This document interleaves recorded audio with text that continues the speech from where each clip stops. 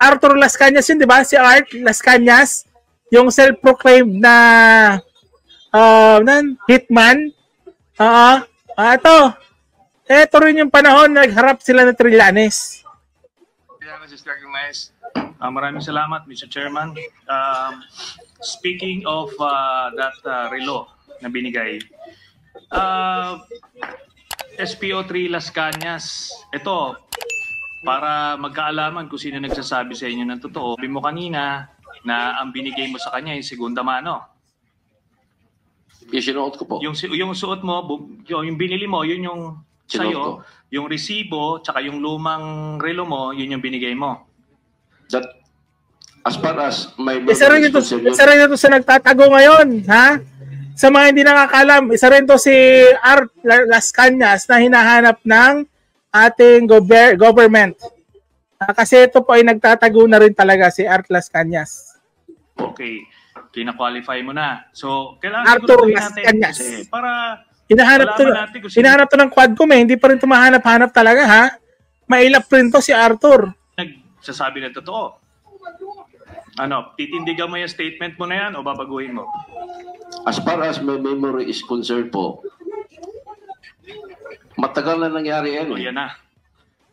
Di ba? Kanina, sigurado ka, ang binigay mo, yung lumang relo. Ngayon, hindi ka na sigurado. Okay, I will stand my statement. Yes. You will stand by your statement? Yes. So kung papadala natin dito yung relo, pati yung resibo, na nandoon yung serial number, pag nagkapareho yon, paano na? Masasagot na ngayon yung mga katanungan nila kung sino papaniwalaan.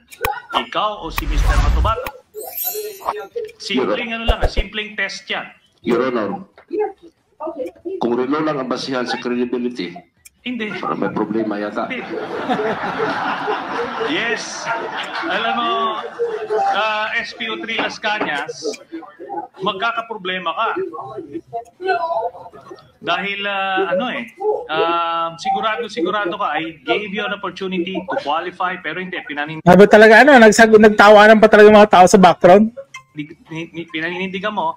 So ngayon, kung sakaling papadala natin yung resibo tsaka yung relo, pag nagkapareho yon, wala na lahat yung sinabi mo. Okay? Kasi test ng credibility yun eh. Your Honor, wala pa ako nabasa na libro sa law na yung test of credibility relo. Ikaw yung nagsabi niyan eh, pinapanindigan mo eh, di ba? O ngayon, nag-ano ka na, namimiloso po ka na, SPO3 Las Cañas. Alam mo, pinag-oobserbahan kita, gaya ni Senator Lacson, inoobserbahan ko yung demeanor mo. Alam mo yung actuation mo, hindi pang SPO3. Talagang iba. Kasi nakita natin yung mga chief superintendent, si General De La Rosa, hindi ganyan. Pero ikaw talagang iba ang demeanor mo. Okay? Oh. Personal opinion niyo pa yun. Yan, di ba? Anyway, susubukan natin. Sinabi mo kanina na na-observe mo ay na base sa iyong recollection itong si Mr. Matubato na kapatid na may M14 kasi sinasabi niya, ano siya, auxiliary unit na? Scout Rangers. Auxiliary unit ng Scout Ranger. So maari ito yung sinasabi nilang yung sinasabi niya na naging miyembro siya ng CHDF o CAPGU.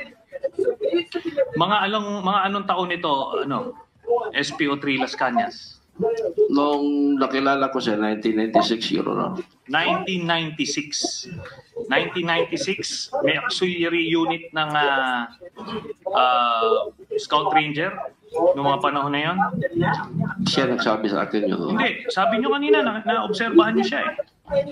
Siya nagsabi nga eh. Hindi, doon sa statement nyo kanina, nakikita nyo siya, madalas siya nakapati, tapos may M14. Yes. Okay. So mga 1996 pa, gano'n na siya. Yes, Your Honor. Okay. Sige, maano natin.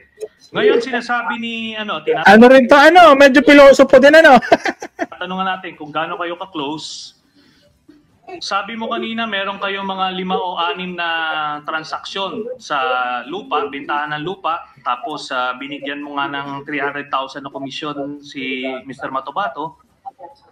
So, kung hindi mo siya pinagkakatiwalaan, edi hindi ka makikipag-transaksyon sa kanya. Hindi ba? Sure. So yung sinasabi niyang kumita siya ng 300,000 na komisyon kasi pinagtatawanan siya dito nung una nung sinasabi niyang may mga transaksyon din siya sa nag-aahente siya ng lupa. Hindi pinagtatawanan siya rito eh. Pero yung pala, totoo yung sinasabi niya. Okay.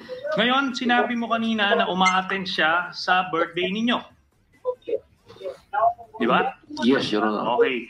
Ngayon kung hindi kayo malapit, bakit naman siya may imbitahan sa inyong birthday? Di ba? Yes, Your Honor. Kasi yung nabigay ko sa kanya, Your Honor, na komisyon namin, hindi lang 300,000. Sabihin na lang natin mga more or less 800,000. Okay.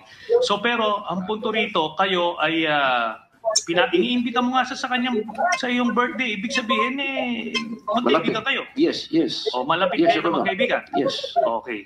So again, yun yung tinatanong kanina ni Senator Pacquiao.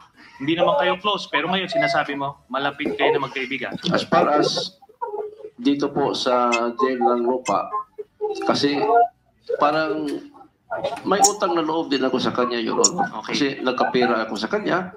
So, dahil sa kanyang mga rekomendasyon sa akin na lupa, so utang na loob na tinanaw ko po na utang na loob yun, Your Honor. Okay na po yan. Basta iniimbita nyo siya sa inyong birthday. Kasi hindi lang sa birthday, natulog pa yan sa bahay. Oh, yun. So talagang close nga kayo. So maliwanag yun. Ngayon, doon ba sa heinous crime section, nakasibilyan kayo, naka-uniforme? Civilian po, Your Honor. Nakasibilyan. Kaya hindi alam yung mga ranggo kasi mga nakasibilyan kayo, di ba? Yes, Your Honor. Okay, yun. Ngayon yung sinasabing ranggo, hindi yan tinatawag sa... Hindi ganun ang tawagan ninyo ni Mr. Matobato. Ganun ho ba?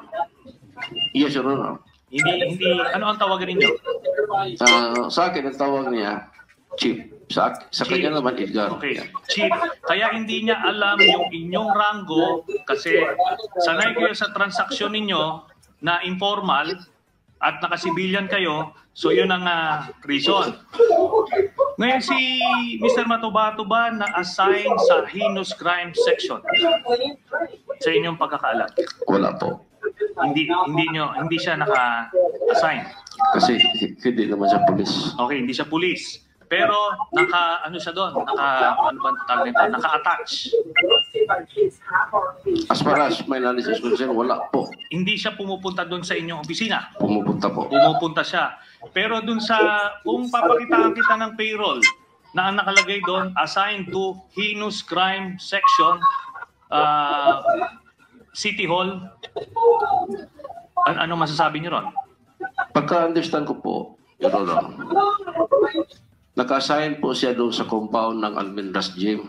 Kasi po, yung kanyang bahay nasa likod lang. Yung first wife niya, yung kanyang original wife, na doon lang nakatira sa likod ng Almendras Gym.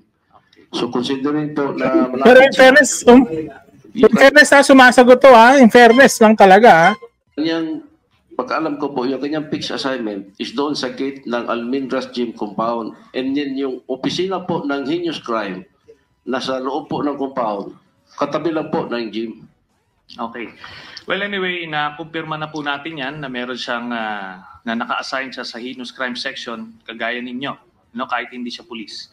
At doon sa inyong mga assignments, gaano na kayo katagal na assign sa Davao City Police Office? Tsaka itong, by the way, itong heinous crime section, under ng Office of the City Mayor ito, di ba? Hindi po. Under ng Davao City Police Office. Okay, Davao City Police Office. So, ilang taon na kayong na-assign sa inyong career? Or for that matter, ilang taong kayong na-assign sa labas ng Davao City? Wala po, Davao City po lang. Davao City kayo simulat sa pool? Yes diba? po. Okay. Yes po. Punta tayo sa pagkakilala nyo kay Kaya nga umamin siyang di ba? Kaya siya umamin na isa sa mga hitman ni Digong. kay President Kasi sa Davao lang talaga siya. Duterte. Anong taon niyo siya nakilala? Since naging mayor po siya ng Davao City. 1988. Yes Okay, po. 1988. So, paano kayo nagkakilala? Kung nagkakilala po personal, sa tingin ko hindi po. Kasi makikita lang namin siya. Kung may accomplishment kami sa office, pumupunta siya kasama yung media, ganun lang po. So, since 1988 hanggang sa kasalukuyan, No, na-reinstate po ako 1989, and then napasok, kinuha ko ni the late Colonel Ernesto Makasait nung Anti-Organized Crime Task Group 1990 po. 1990. Kasi So, 1990 simula 1990 hanggang sa kasalukuyan, doon kayo naka-assign sa Heinous Crime Section. Nasaan ang opisina ng Heinous Crime Section? Sa loob po ng Almendras Gym Compound. Yung nung heinous crime po, Your Honor, 2001, 2002 na-organize yan, hindi na-resolve yan 2010. Okay. So, hindi kayo umalis ng Davao City Police Office at dito kayo nang-assign dito sa Heinous Crime Section since 2001 hanggang sa kasalukuyan? Hindi po. Na-dissolve po yan 2010. And then na-assign po ako sa... Saan? Na-assign ako ng Baguio Police. And then yung latest ko assignment po doon sa Bunawan Police hanggang sa nabigyan ako ng parang medical orlo po kasi nag-collapse po ang dalawa kong kidney. And then nag-dialysis ako to the point na hanggang na kidney transplant po ako. Hanggang naabutan na po ako nitong non-duty status ko po kasi mag-retire na ako this coming December.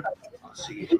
Pero yun na nga, hindi kayo naalis talaga. Talagang simula na nag-mayor si doon na kayo. Sa Davao City po, yes. Okay. Yes, Your Honor. So ngayon may sinasabi na wala nangyayari na sa Davao City na hindi alam ni Mayor Duterte.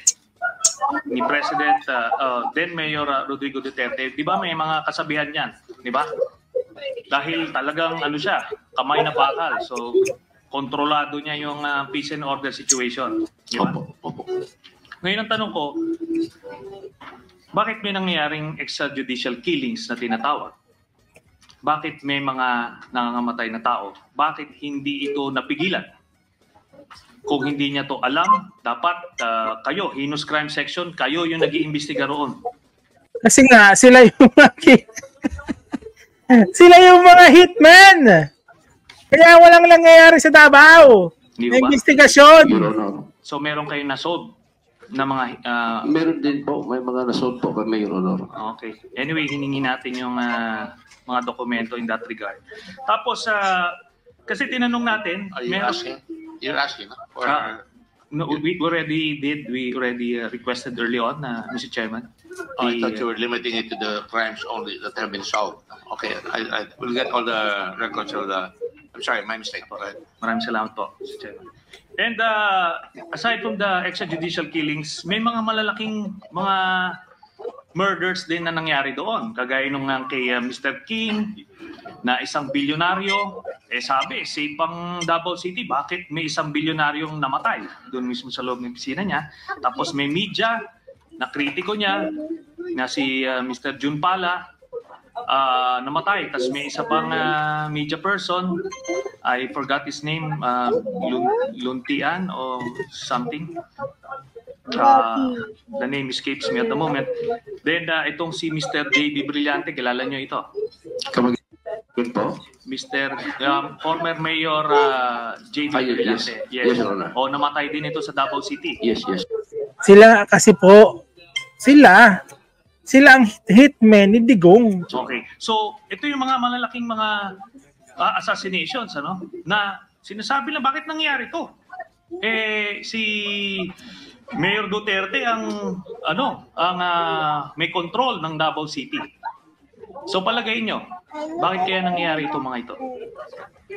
sa isip nito nila sa kanya. Kasi kami kasing hitman Kami, kasi di ko pwedeng aminin. Your Honor, yung level of ranks ko po at saka position, I think I'm not in a position to answer, Your Honor. Okay. Sige, maintindihan natin. So ngayon, babalikan natin yung Tapos sa present time, nagtatago, yung resibo, tsaka yung serial number nung relo. Darating tayo dyan. Pero ngayon, tatanungin pa kita isang, may mga property ka ba sa US? Wala po, Your Honor. Under your name, under your wife's name, under your children's name? Wala po, Your Honor. Pero nakapunta ka na roon? Hindi pa po, Your Honor. Hindi pa. Never. So, check natin yan sa records, ha? Yes, Your Para Honor. ito yung mga random checks ng mga, mga inyong mga salaysay. That's all, Mr. Chairman. Thank you. Just to remind. So, ayun na nga, mga kaps, ha? Mga kakulot, ayun na. Ito ang sinasabi ko. Lahat ng mga sinabi ni Trillanes noon, totoo. Base sa present na nangyayari ngayon. Yun lang. Ha? Yung kaba ni Bato, yung kaba ni Bongo, yung pakaparanoid ni BP Sara, ni Duterte, ni Digong, lahat ngayon nagkukumpul-kumpul na. It's time.